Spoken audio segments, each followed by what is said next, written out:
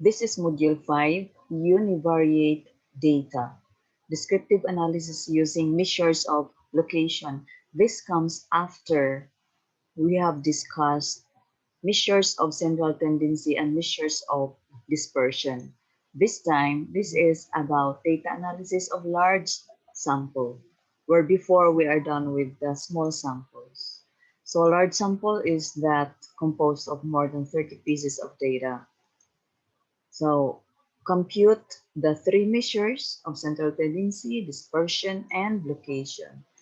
Now, the measures of location used to locate the position of a piece of data relative to the rest of the data. There are two measures of location, quartiles and percentiles. These are considered to be the two most popular measures of location.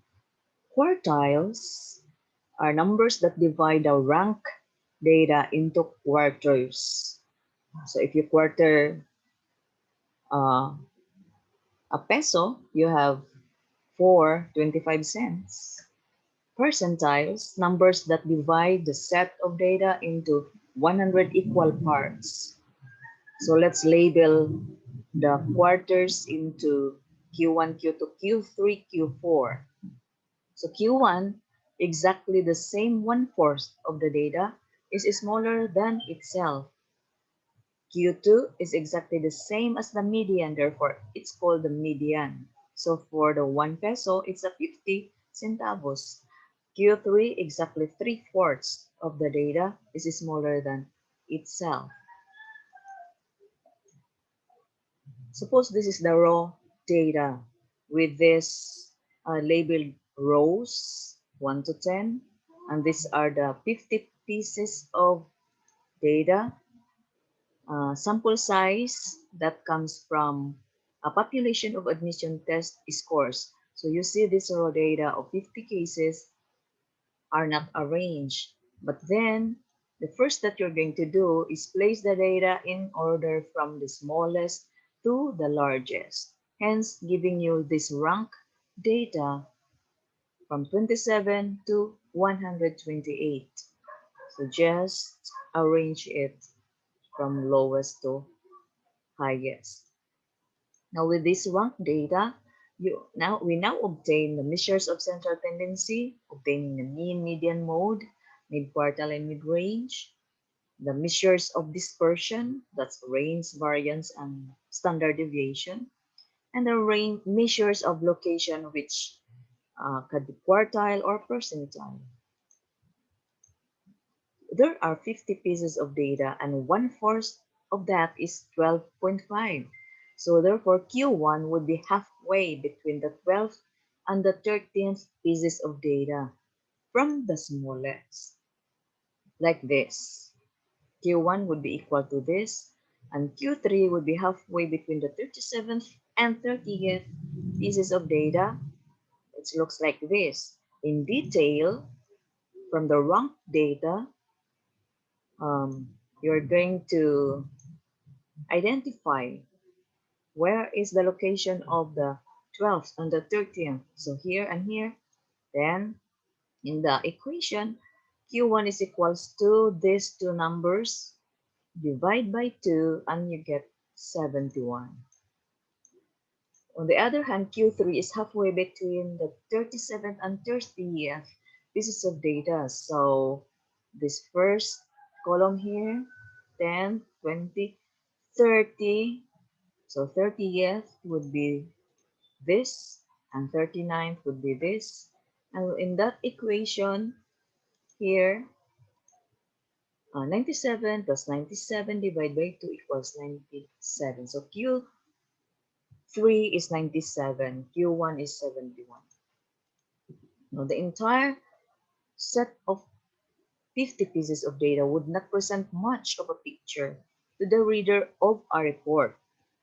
So we need to classify the data into categories.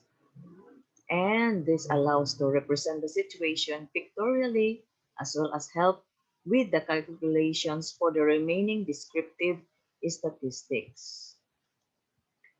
There are three basic guidelines for subdivision into classes. First, 5 to 12 classes. That's most desirable, not below, not more than. Each class must be of the same width. Classes must be set up so that each piece of data belongs to exactly one class. So from this ranked data, first identify high and low scores. So we can see the high and low scores here, 128 and 27. So and find the range. Range is just to subtract highest minus lowest. 128 minus 7 is 101. That's the range. Next, select number of classes and class width that covers the range. There could be 10 classes of 11 uh, will cover 110 units. It may look like this. Okay. Those were 10 classes. Pick a starting point. Suppose that we start at 22.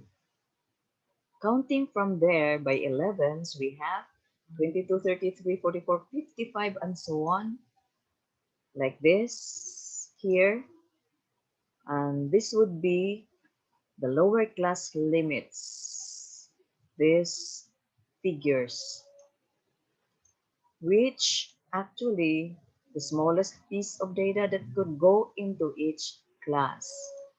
So 32, 43, 54, that would become the upper class limits, which are the largest value fitting into each class. So you see these are now 10 classes.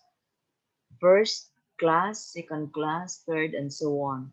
10 classes with equal width, okay? So the resulting class limits would look like this. So you now plot those on this table with these row labels with the corresponding class limits and the tallies from the rank data.